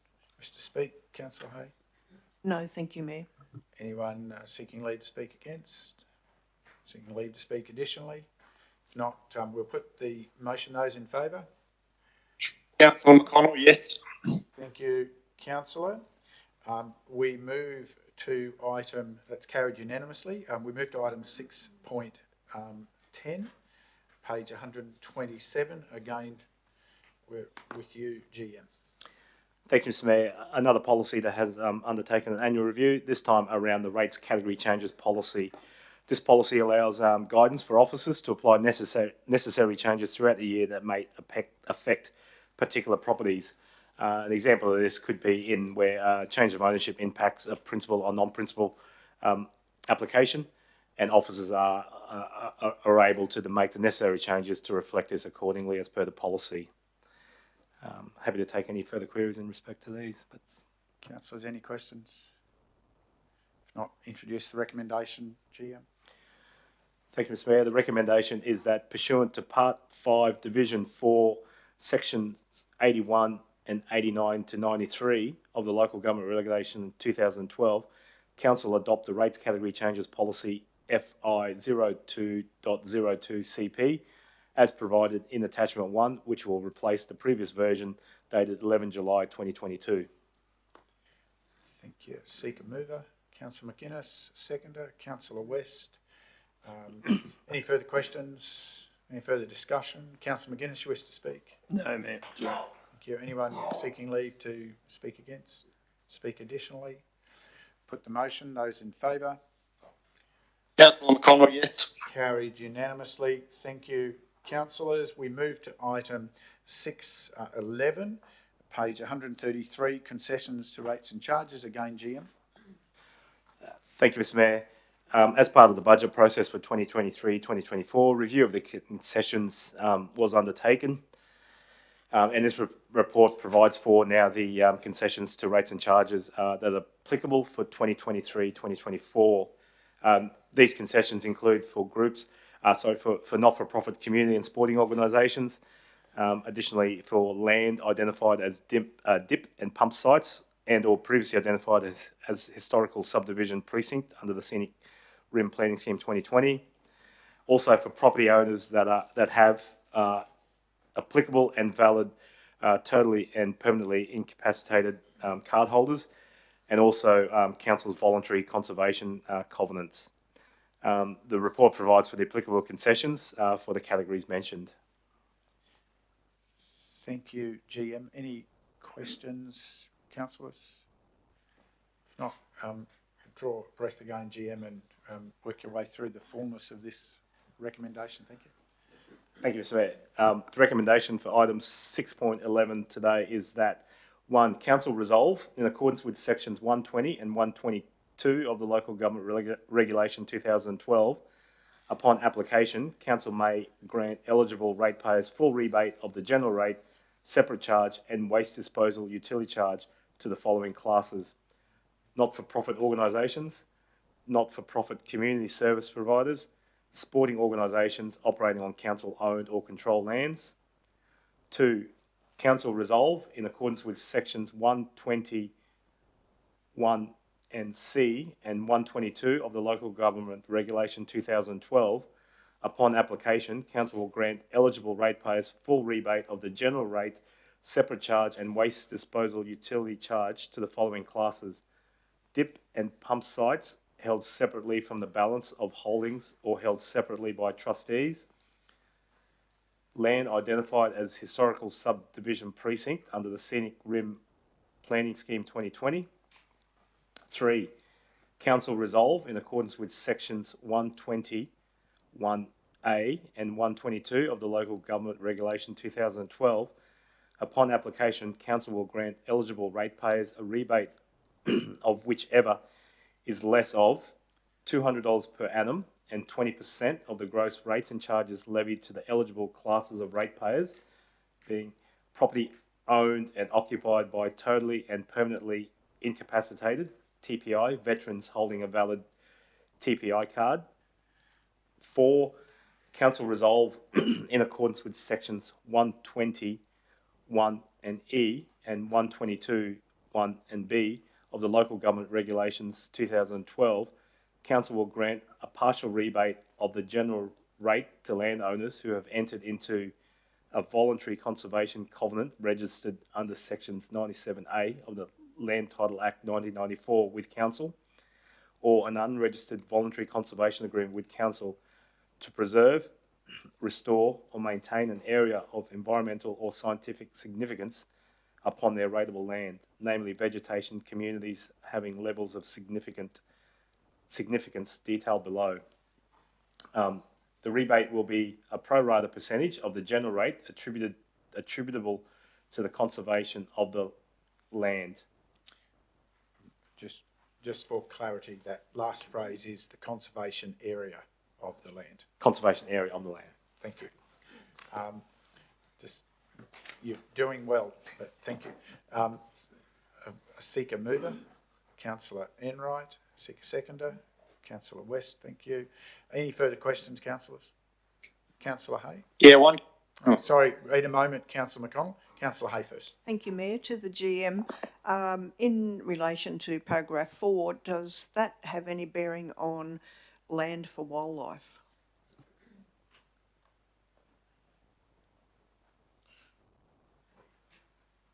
We'd have to take that on notice, but I'm assuming it's an arrangement entered by the council, so any applicable agreements that would need to be taken into account. There is a process, and we certainly can provide that to council at a due point in time, but take that on notice. Thank you. You'll provide that information in due course. Thank you. Thank you for the question, councillor. Any other questions? Yes, Mr. Mayor. Yes. Yep. Yep. Fire away. Just in regards to point 3. Yes, I just need Sharon to move it. Yeah, I need Sharon to bring it up on the screen for me. where it says ratepayers a rebate of whichever is the less of $200 per annum, and should that say or? Well, it could be, it's either of those two amounts, so I think it is, we're getting into semantics, but it is either of those two, so it is the less of No worries. that and that. Thank you. Yep, thank you. I think it is right, but thank you for the clarification. Any other councillors? If not, councillor wish to speak to your motion. Thank you, Mayor.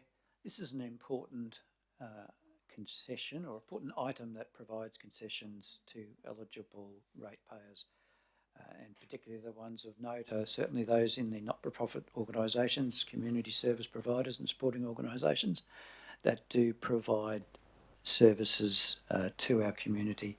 Also dip and pump sites and historical subdivisions, but also particularly for the eligible TPI veterans.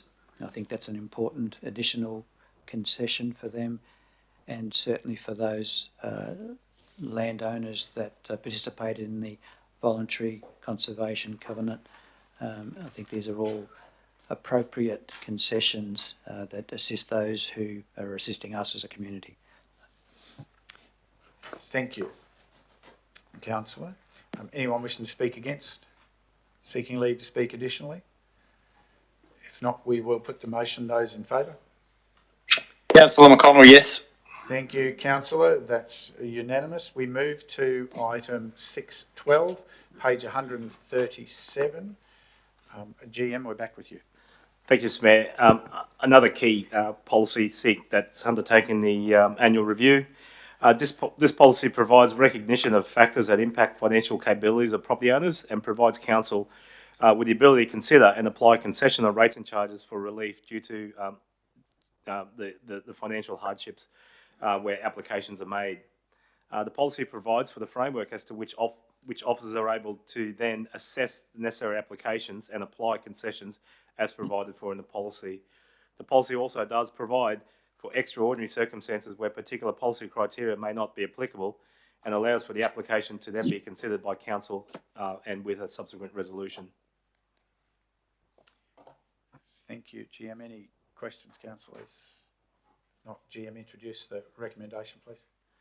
The recommendation for item 6.12 today is that pursuant to sections 119 and 120 of the Local Government Regulation 2012, Council adopt a financial hardship policy FI 02.05 CP as provided in attachment 1, which will replace the previous version adopted on 11 July 2022. Seeker mover, councillor Chalk, seconder, councillor West. Any further questions, councillors? Any further discussion? Councillor Chalk, you wish to speak? No, thank you, Mayor. Anyone seeking leave to speak against? Speak additionally? Councillor Enright? Thank you, Mayor. This is also an important policy to provide a structure around financial hardship. Certainly important to provide this guidance and assistance where needed to eligible ratepayers. Thank you, councillor. Anyone else seeking leave to speak additionally? If not, councillor Chalk, you wish to close? No, thanks. No, thanks. Then we put the vote. Those in favour? Councillor McConnell, yes. Carried unanimously. Thank you, councillors. And we move to item 613 on page 144. Again, GM. Thank you, Mr. Mayor. Item 6.13 is a rates-based financial assistance policy. Again, undertaking the annual review and as provided for today. In essence, this is inherently linked to item 6.11 around the concessions applied, and the policy really provides the framework for officers to consider application of concessions to rates and charges as contained for those particular groups. Happy to open further. Any questions, councillors? If not, sorry, councillor Hayes, sorry. Thank you, Mayor. To the GM, as per my previous comment, we'll this extend to Land for Wildlife also? Yes, we'll certainly bring an updated report and the applicability of it if it's currently contained for the policies and everything else, and it's otherwise stated. If not, then we'll provide the necessary information back to council at that point in time. Thank you, Councillor. Thank you, GM. Any further clarifications? If not, we'll introduce the recommendation, please. Thank you, Mr. Mayor. Councillors, the recommendation for item 6.13 today is that pursuant to sections 119 and 120 of the Local Government Regulation 2012, Council adopt the 2023-2024 Rates-Based Financial Assistance Policy, FI 02.04 CP, as provided in Attachment 1, which will replace the previous version adopted on 11 July 2022. Seek a mover. Councillor West. Seek a seconder. Councillor Enright. Thank you. Any further questions, councillors? Any additional discussion? Wish to speak, councillor? No, thank you, Mayor. Anyone else seeking leave to speak against? Speak additionally? We put the motion. Those in favour? Councillor McConnell, yes. Thank you, councillors. That's unanimous. We move to item 6.14 on page 152. And back to you, GM. Thank you, Mr. Mayor. 6.14 today provides for the administration of rates and charges. This report, as outlined, provides an overall framework for officers in effecting the administration of the applicable rates and charges provided for and outlined as part of the 2023-2024 budget. These include such parameters as the biannual issuance of rates notices for the year, payment periods of 31 days being for payment of rates notices, continuation of the prompt payment discount of 5%, and also the adoption of the recovery of overdue rates and charges procedure, as well as setting an applicable rate of 9% per annum for overdue rates and charges. It should be noted, Mr. Mayor, Councillors, that as contained in the legislation, ordinarily Council would look to provide for all the guidance in terms of what's been set out as setting the maximum percentage for the overdue rates and charges, which under normal circumstances for this year would have been 11.64%. But Council's setting an overdue rates and charges of 9% this year was taking into account certainly the volatility with the financial market and everything else, and the fact that Council doesn't set the budget based on income or from overdue rates and charges. Thank you. Any questions, Councillor Hay? Thank you, Mayor. To the GM, in the recommendation in dot point 3, there may be a word missing. Where it says 9% per annum calculated on monthly rests and as compounding interest. That's correct. That's correct. That's correct. Is it? Yes. Okay, well, yes. Thank you. That is consistent with prior language. Thank you for the clarification, Councillor. I think in essence that just means that it's calculated every month at monthly and on compounding. Thank you for the clarification. But nonetheless, any other clarifications? If not, introduce the recommendation. Thank you, Mr. Mayor. The recommendation for item 6.14 today is that Council resolve to administer its systems of rates and charges by 1, levying rates and charges in the Scenic Rim region in accordance with Section 104 of the Local Government Regulation 2012 by the issuance of rate notices biannually. 2, ensuring that pursuant to Section 118 of the Local Government Regulation 2012 requires rates and charges to be paid within 31 days after a rate notice for the rates and charges is issued, due date for payment. 3, ensuring that pursuant to Section 133 of the Local Government Regulation 2012, levying interest on rates and charges that are not paid by the due date for payment stated in a rates notice at a rate of 9% per annum calculated on monthly rests and as compounding interest. 4, pursuant to Sections 130 of the Local Government Regulation 2012, allowing a discount for the payment of general rates on or before the relevant due date for payment of 5% of the rates otherwise payable, only applicable if all charges on the account are paid. And 5, adopting the recovery of overdue rates and charges procedure FI 02.06 PR.02 as provided in attachment 1, which will replace the previous version adopted on 11 July 2022. Thank you. I seek a mover. Councillor McInnes, seconder. Councillor West, thank you. Any further questions, councillors? Any further discussion? Wish to speak, Councillor McGinnis? No, Mayor. Thank you. Anyone seeking leave to speak against? Speak additionally? If not, we put the motion. Those in favour? Councillor McConnell, yes. Thank you. That's unanimous, councillors. We move to item 6.15 on page 161. Thank you, Mr Mayor. 6.15 is the consideration for the investment policy for 2023-2024. Again, the policy has been undertaken, an annual review of the policy has been undertaken with no material changes in the policy. The policy itself sets out the boundaries for the investment of and includes the overall philosophy and strategy for the investment of surplus council funds. Thank you, GM. Any questions, councillors? If not, introduce the recommendation, please, to you. The recommendation for the investment policy today is that pursuant to section 191 of the Local Government Regulation 2012, Council adopt the 2023-2024 investment policy FI 01.10 CP as provided for in attachment 1, which will replace the previous version adopted on 11 July 2022. Thank you. I need a mover, councillors. Councillor Enright, a seconder. Councillor West. We're almost there, councillors. Any further questions?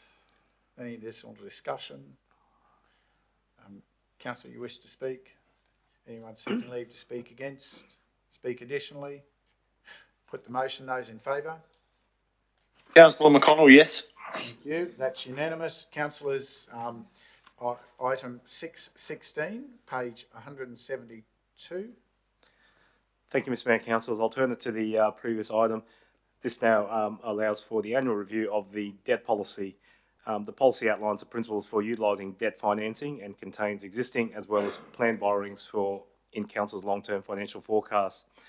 As pointed out by Councillor Enright in his speech today, for the 2022-2023 financial year, there are no intended borrowings to fund any capital works requirements.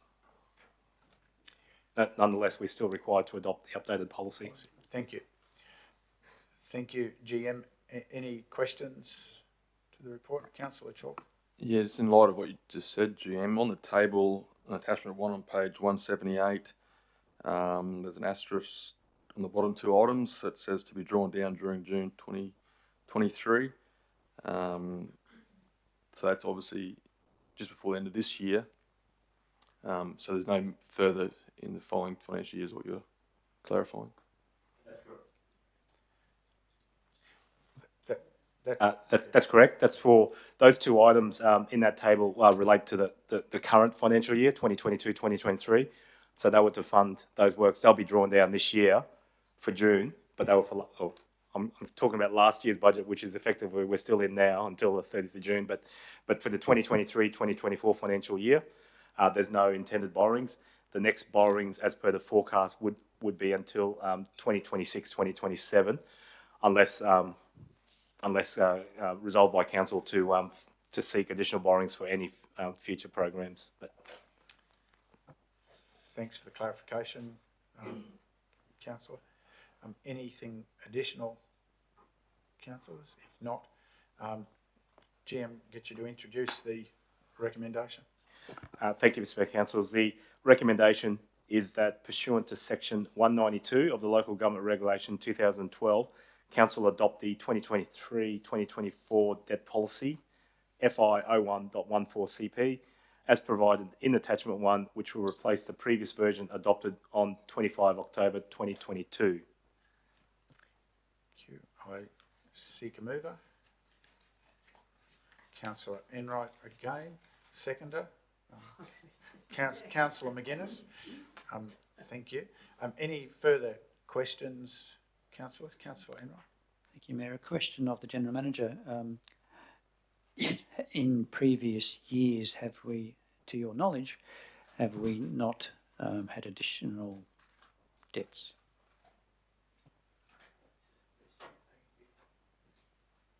This is the first year where there's no new debt required. Wonderful. Thank you. So, for context, since Scenic Room Regional Council, that's 2008, August 2008. Yep. Thank you. Sorry, Councillor McGuinness, did you have further question? No, it's right, Mayor. I was just wondering over what period of time. Yeah, that thank you. Answer the question. Councillor, that answer your question? Thank you. GM, just a point of clarification. There's always speculations about levels of debt. Could you clarify in terms of the metrics that we're held accountable to by the state government? Is there any concern from a financial point of view or from a state point of view about the level of debt we carry versus our overall financial structure? Not at this stage, Mr. Mayor. As we previously tabled, QTC undertook a credit review, and with the provided necessary metrics on there, they will assess on an ongoing basis should council require any additional funding. But as per the metrics that's currently contained in our long-term financial forecast, there is still the avenue to consider any new borrowings should they be required and necessitated. Thank you. Councillor McGuinness. Yeah, and conversely, and I agree with the Mayor's comment there, but it raises speculation from people sometimes when they see the amount of cash that we hold. I don't think they fully understand why some of that cash is held and for employees' benefits. And could you comment on that also? Councillor, can I perhaps ask you hold that until the next report, because I think that's a good place to reference that, if I may, because that's where we will talk to the full budget papers and the cash holdings, which I think is a very valid point, but I think it's, pardon me, better context is in that piece as well, if that's okay. I think that, I agree with you, that's important understanding. With your forbearance, thank you. Any other questions? If not, Councillor Enright, you wish to speak to the motion? Mayor, I think that it is important to recognise that there are no new debts in this budget, and as I outlined in my speech to the budget, this is a very responsible budget. The ability to do that only comes through the appropriate financial management in the past and in the current, but also there's nothing wrong with debt. It has to be repaid, of course, but that sometimes borrowing is appropriate way to progress, given costs increases and the likes for major capital works programs, which then spreads that repayment over the generations ahead. However, it's quite an interesting occasion that at this stage we have committed to a capital works program without debt, so that comes through from the appropriate management of our finances in the past and in the current. Thank you, Councillor. Anyone wishing to speak against? Seeking leave to speak additionally? I would just briefly take the opportunity and comment. I concur with those observations. We've always, in my time involved, we've always taken a very conservative approach to the level of borrowings that we take as a council. And certainly we borrow for those needs that have a long-term benefit for the future community, and then that cost is recovered against the community that is benefiting over time and allows that benefit to be brought forward earlier for more generations to enjoy. It is a dilemma, but councillors, as you can see in that table that Councillor Chalk referenced, we were able, as you'll recall, in prior years to restructure our borrowings at a very fortunate point in time and secure the access to some additional capital within the cost of carrying that capital that was already in place, which has given us the opportunity to activate further benefit for the community. Those are the sorts of prudent decisions that we've been able to make as a council that continue to bring benefit for the community. And we'll talk more to some of those issues when we get into the final report. But yes, support this motion. Anyone else seeking leave to speak additionally? Wish to close, Councillor? We put the motion. Those in favour? Councillor McConnell, yes. That's carried unanimously. Councillors, we come to item 617. And GM, we're back in your hands. Thank you, Mr. Mayor. This is the final item today seeking consideration as part of the overall adoption of the 2023-2024 budget. But it would be remiss of me, I did make previous notification around the attendance in the gallery today of Melissa Quast and Andrew Hewitt. They certainly have been instrumental in assisting and providing the overall creation of the budget today, but also overall to all employees that submitted the necessary information as part of the overall budget parameters for the width and breadth of the council operations. And ultimately a call out to the comms teams for putting together all the necessary information that's today being provided and will assist the community in coming to some understanding around the budget and the parameters contained. But item 6.17 today, it provides the statutory matters requiring adoption by council in formally adopting the budget. These include the statement of comprehensive income, the statements of financial position, the statement of cash flows, the statement of changes in equity, the measures of financial sustainability, the long-term financial forecasts, the revenue statement for the 2023-2024 financial year, and statements around how the Code of Competitive Conduct for the 2023-2024 financial year is applied. All these documents, in essence, provide what's not necessarily associated with the annual budget for 2023-2024. And I take it the items have been read and certainly open for any observations, commentary, and or queries associated with these. GM, can I return you to Councillor McInnes's inquiry about cash holdings? This was the appropriate time to respond to that. Thank you, Mr. Mayor. Yes, and that is certainly a good question, Councillor McInnes. And you'd note in the subsequent monthly financials, we have embarked on a awareness campaign around what's identified as restricted cash. Whilst we do have an overall balance sitting in our bank account, that's not necessarily open slather or unfettered in terms of what's required. As contained in the financial positions, there's a number of provisions in there that we're required to maintain, including grants that are paid in advance, employee provisions, and other things that have a restriction or hold on that cash that's not necessarily ours. But we will certainly maintain to provide an overall awareness of what that restricted cash is on a monthly basis and provide the necessary reporting to it. We are required, as one of the parameters indicate, to maintain a level of cash holdings to make sure that council is maintains that ability to trade, to pay our employees and to pay our creditors and everything else. And that's generally 3 to 4 months is the ideal balance that's required from that, and generally that's around the $20 million mark. Thank you. Councillor, does that bring to light the matter you were seeking before? Councillor McGuinness. Thanks, Mayor. Thanks, GM. Thank you. Any other clarifications? Councillor Hay. Thank you, Mayor. To the GM, on page 187, the operating expenditure is stated to have increased by 702,000, and the main movements were noted there.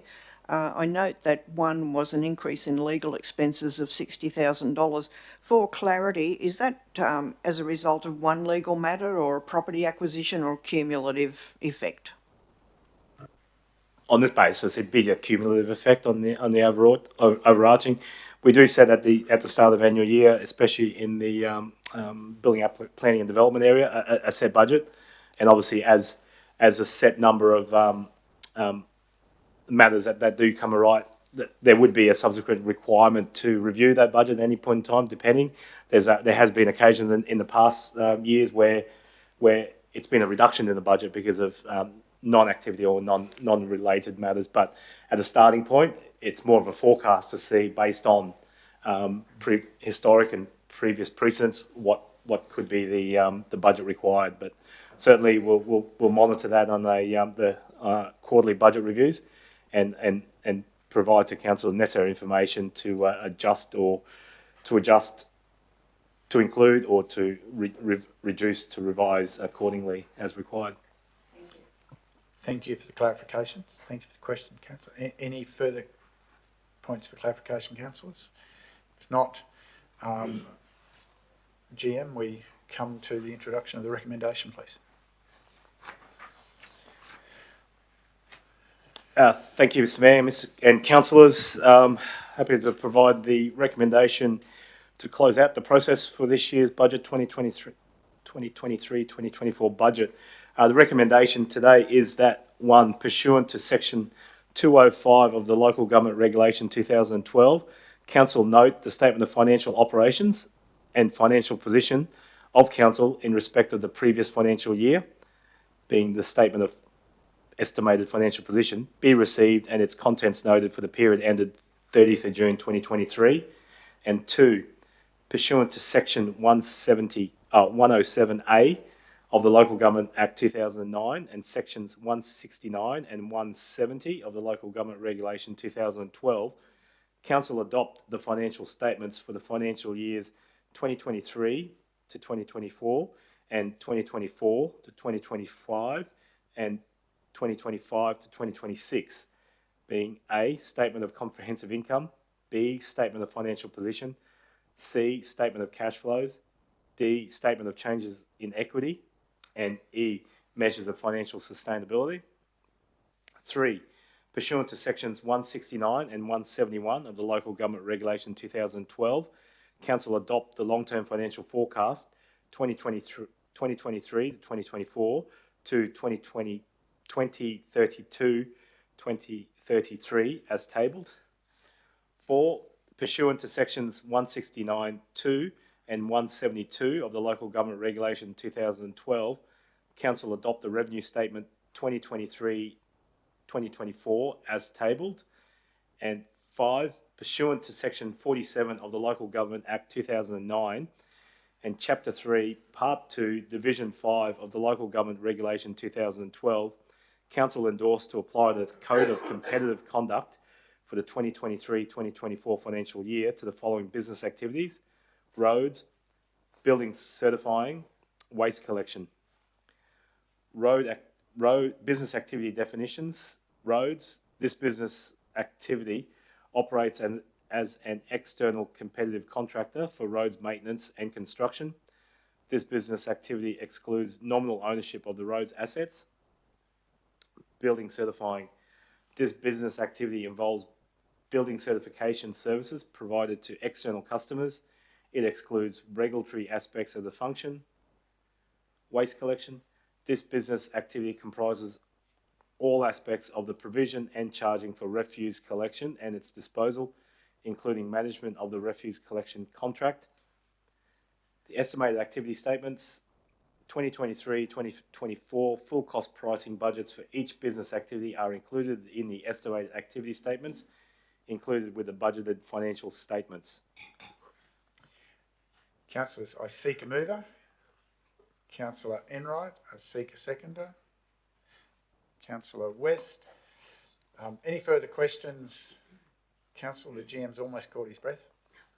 Councillor Hay. Thank you, Mayor. To the GM, a question I should have raised earlier, sorry. Page 187, there's a mention that capital expenditure has increased by 0.676 million and that this includes a proposed increase for the refurbishment of the Tamboran Mountain Library project of 350,000. Would that not more properly be classified as additional works rather than refurbishment? That's correct, Councillor Hay. That's more that complements that existing initial project of the refurbishment, which is the outside area. Thank you. Councillor Enright. Can I just clarify with that last question and response? Is Councillor Hay referring to the March budget review rather than the budget for 23-24? That's correct. So part of the provision of the consideration for the 23-24 budget, it requires an estimated position of 30th of June, which includes the June budget. The March budget review for the current financial year. So that 350,000 related to that additional item that was considered by council at that point in time to fund the outdoor area works, not the refurbishment separation. Thank you. Any further clarifications? Any further discussion, councillors? If not, wish to speak to your motion, councillor? Thank you, Mayor. This is really where the business or the rubber hits the road. This is very much about the financial budget for the year ahead.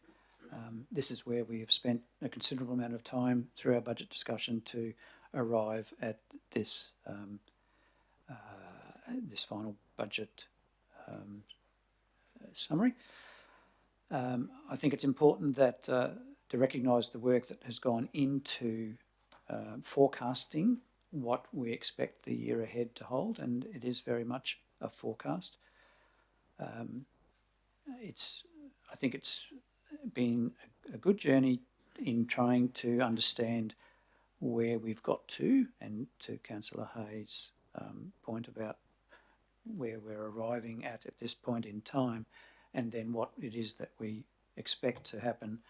We've seen some very positive growth in income in the last year, and anticipating what that will be into the future has been a challenge, but I recognise the efforts of our staff who have done their best to forecast what we will see in development application, infrastructure charges, fees and charges into the future, which builds our vision of what our total revenue will be.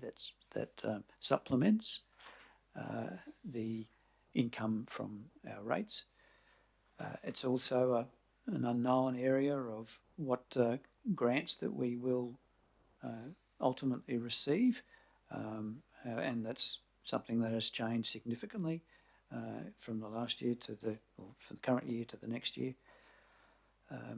And of course, we've had to continue to listen to our community and to deliver the level of service that's required. And as I outlined in my budget speech, is that all of the input that we received from our community was about wanting more and expanding and increasing, which all comes at a cost. And the challenge for us around this table has been to balance the current needs and the future needs. I'm very pleased, I wouldn't say delighted, but very pleased that we have received, we are working toward a surplus budget.